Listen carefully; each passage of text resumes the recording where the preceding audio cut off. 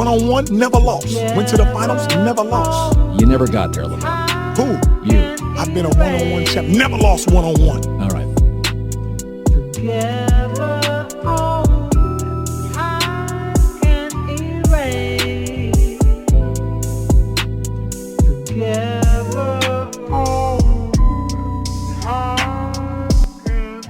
Back at it again, Cigar Spencer. You know what time it is. It's time for the top 10 most intriguing games. This time it's for week 8. And crazy to think, we're 2 months into this thing already.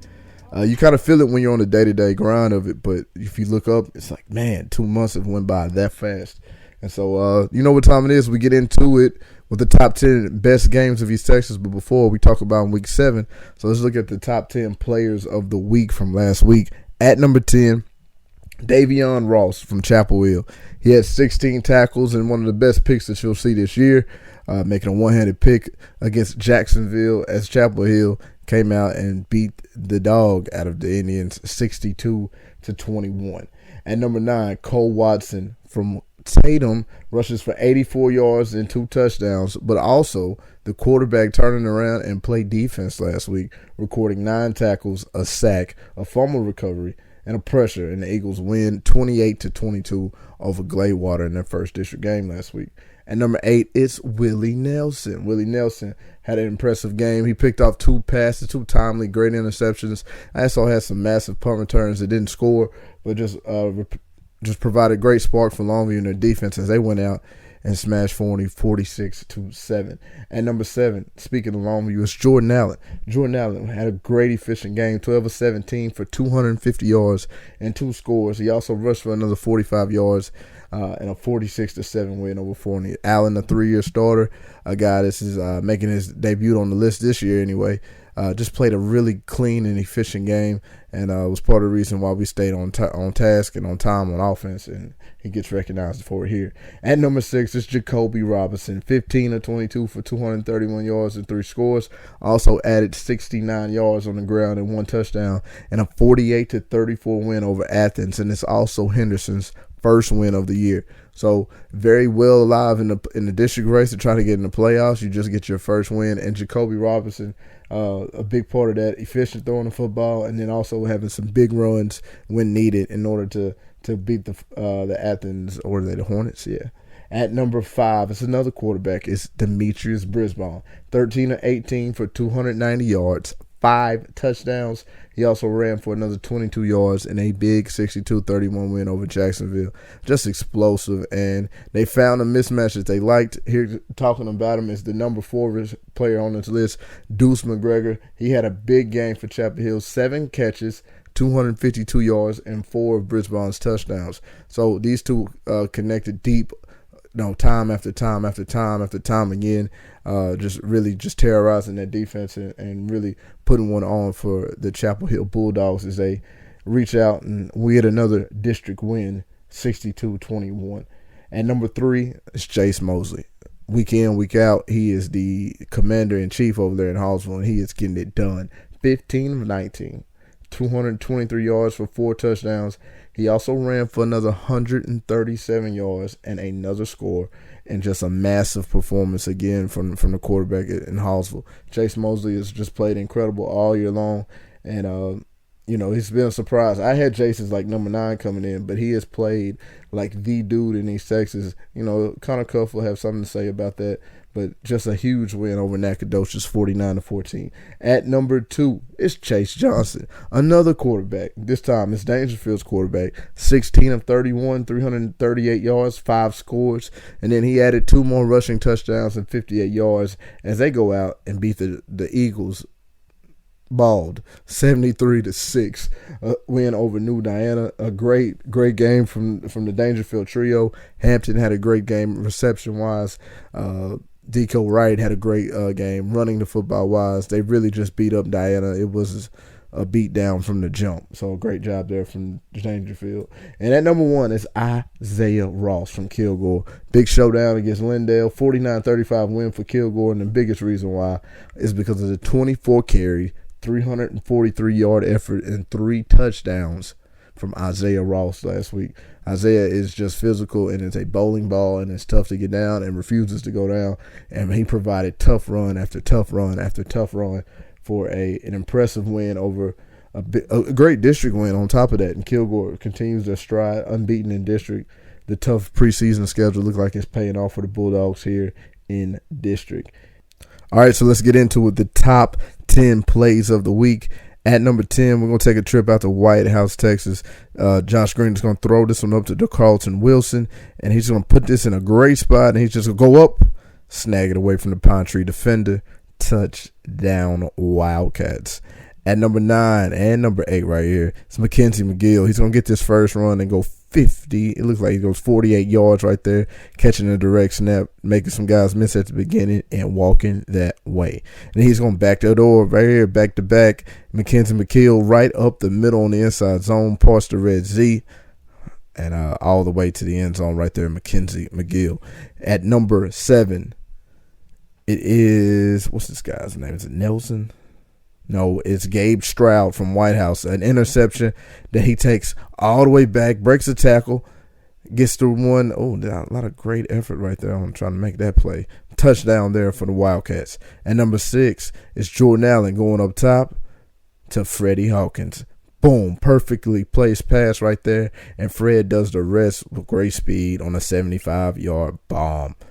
At number 5, we've got Brisbane. He's going to go deep, hitting Deuce McGregor perfectly in the breadbasket, scoring a touchdown against Jacksonville. Then we're going back-to-back right here. They're going to let both of these plays go as number 5. Launches this one like a javelin. That looks like Derek Carr throw. Great throw right there to Deuce again in the end zone. At number 4, Josh Green throwing this one up to Jermod McCoy. Goodness gracious, what a catch on the sideline. Full extension and gets the foot inbound. That's sick. At number 3, it's a one-handed pick. Oh, my goodness. Davion Ross. What great balance right there. Let's look at it one more time. Goes and just snags that one. Great play there from Ross. First down, Bulldogs. At number 2, it's another one-handed pick. This one's James Williams from Nacogdoches. Hallsville working out. Jason Mosley steps up, throws one up. One-handed snag. Give me that. I need to see it one more time. Mosley steps up. One-handed pick right there. That's just sick. Great play there from James Williams. But the only play that tops it this week is the guy himself, Jermod McCoy, catches it at the 19. Great punt return. He's going to outrun all of the Pirates. Cuts up. Ooh, nice move. Runs through a tackler. Nobody left on the field. 81-yard punt return touchdown from Jermod McCoy. That's the number 1 play from this week. All right, so let's get into it. The top 10 most intriguing games of Week 8. Let's start with number 10. At number 10, who do we have here?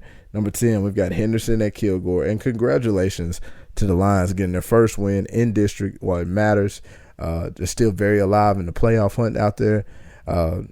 The great job of just getting the first win. They're off to the watch now. They're off the 0 for watch. There's no more 0 for teams. I don't think Pine Tree won a couple weeks ago. Now Henderson gets off of it. And so that's a great thing for Coach Robinson out there at Henderson. And last year, these two put up fireworks. This was the game of the year last year in the district between Henderson and Kilgore. They went back and forth, back and forth. Kilgore looks to be strong again. They come out hot in the district. They're kicking everybody's tail. Isaiah Ross has been running rampant and crazy on everyone. He's looking tougher to bring down. Henderson has struggled all year. It would be asinine to think that, that they can come out and pull off this upset. But last year, I'm telling you, these two put up fireworks going back and forth. And best believe Jacoby and Coach Robinson understand that and know that. And they're trying to fight for a playoff spot.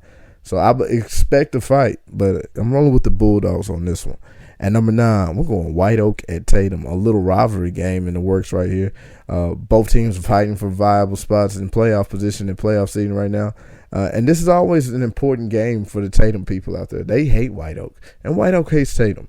And that's a great little rivalry that not too many people know about unless you've been around those parts. But White Oak being led by Landon Grant, the senior quarterback, bringing it back to White Oak to finish his high school career. And then, of course, he's going against Cole Watson Jr. from Tatum. I got Tatum winning this one big. It's on here because it's a great rivalry. At number 8, West Mesquite at Tyler High. normally we haven't talked about Tyler High all year, and here's a great opportunity to talk about Tyler High. Tyler has been better on offense with Derek McFall sliding over to the quarterback position, and West Mesquite. This is a game where they both seem to be somewhat on par, and it's a great place to find out where Tyler is in the district. That's what makes it so intriguing tonight. Of course, Derek McFall is an incredible player, probably better suited at another position, but he's done everything he can to bring some balance and some stabilizing the Tyler offense, which has struggled before he got to quarterback. Very intriguing tonight. I don't know who's going to win this one. I'm probably going to go West Mesquite since I'm giving out predictions, just because watching both two teams on tape closely this year, I just think West Mesquite's a little better. But we're going to find out tonight. At number 7, Marshall at Texas High. This is a big game. Two of the front runners from the district, probably pre-district, probably both had this game circled. Probably thought this was going to be the district championship. Nobody anticipated HALLSVILLE being as good as they are. But I am rolling with Texas High on this one. Marshall, now it just depends on what Marshall team comes out to play. I think Texas High and their receiving core is just a lot to handle. They throw the ball up and they just allow their guys to go and get it, which they're all really good at doing, especially Xavier Dangerfield. Of course, you've got over there, not Craig Dale, but you've got J.Q. Davis over there from Marshall, who is a beast at running back, who's went over 200 multiple times this year, has a 300-yard game in his career, is capable of taking over a football game in a system that's allowing him and Bird Robinson to do that. So Marshall has a fighting chance. I'm just going to roll with Texas High in their aerial attack against Marshall. At number 6, Carthage at Rusk. Big Bulldogs against the Eagles. Carthage, Carthage is looking like them. They're looking like they're not going to struggle at all this year. They look like to be monsters. Connor Cuff has played incredibly well. I'm very, very anxious to see what Rusk can do. I know they have a game plan. You have to have a game plan going into a year with Carthage. You can't just wait till the Carthage week to try to get ready for Carthage. Carthage is just really good, and they're just really solid at what they do. With Coach Surratt out there being so consistent in the program. So it's a big game. Rusk is going to come. It's at home. They're going to come hard. They're going to be ready to play. Carthage, the same way. They're going to defend their name. They're going to defend their legacy and prestige, and it's going to be a great game. I'm going to go with the Carthage Bulldogs to be safe. It'll be an upset for sure, but I think Rusk has the weapons and the ability to keep up and score if it gets into one of those shootouts. I'm just going to go with the experience and the prestige here in Carthage, but I do like Rusk's chance in this one. At number 5 is LE at Gilmer. You got a one-loss LE team coming into Gilmer, and Gilmer just proved me wrong last week. I thought they might have came out a little flat. They've been off for 2 weeks. They come out and they beat Pleasant Grove 35-14. They look like they're not going to be that explosive offense that we're traditionally used to seeing from them. Sophomore quarterback, you can expect that. They're leaning on the run game a lot more, playing a little more ball control and being a little bit more physical, which is nice to see Gilmer doing. So I like the Buckeyes. I don't like them big in this one, too. I think they're going to come out and handle business at home against LE. At number 4, Winsboro versus Pottsboro. This is a undefeated Winsboro team coming in against a Pottsboro team that's only lost one game this year. Pottsboro has won playoff games in the past. They went 2 or 3 deep last year. So this is not just some pushover program. Of course, they're they're coming into this year, probably picked 3rd in the district behind. I don't know where people had Winsboro at. Winsboro, this is totally new for me. So Pottsboro probably picked even 2nd in the district going into this year. So, this is a good team, good program. They're going to fight. They're going to compete. They're healthy. That's the one thing that Mount Vernon won. Braden Bennett, lost his senior year to a knee injury. And I think that game is completely different with him at the helm, but they didn't have him. So a lot of Wildcat. So Pottsboro, though, seems to be fully healthy. Let's see what they got. I'm going Winsboro with this one, though. White House at HALLSVILLE. Josh Green and Jace Mosley, 2 quarterbacks I thought that were going to be pretty good this year coming out. It's actually Jace Mosley has been the one that surprised everybody. There's no way anybody thought Jace was going to be this good, as good as he's been this year. Josh Green started the year off hot, had a little slip-up against NAC. Didn't have a great statistical game against Pine Tree. I don't know if he's in a slump or anything like that, but it'll be interesting to see because he's going to have to keep up with Hallsville because Hallsville is putting points up on the board. They're running it well. They're throwing it well. They're being balanced. Chase isn't the only one running the football well out there. They're just looking like a really good football team with a really good general. Of course, Josh does have the weapons. The Carlton Wilson, as you just guys saw in the top 10, they're incredible. Jermon McCoy, he has the weapons. And it's definitely I'm expecting to see some fireworks come out of Hallsville tonight. So I'm going with White House. I'm going with White House on the road upset. That's my upset for the week. And number 2, Lindale at Chapel Hill.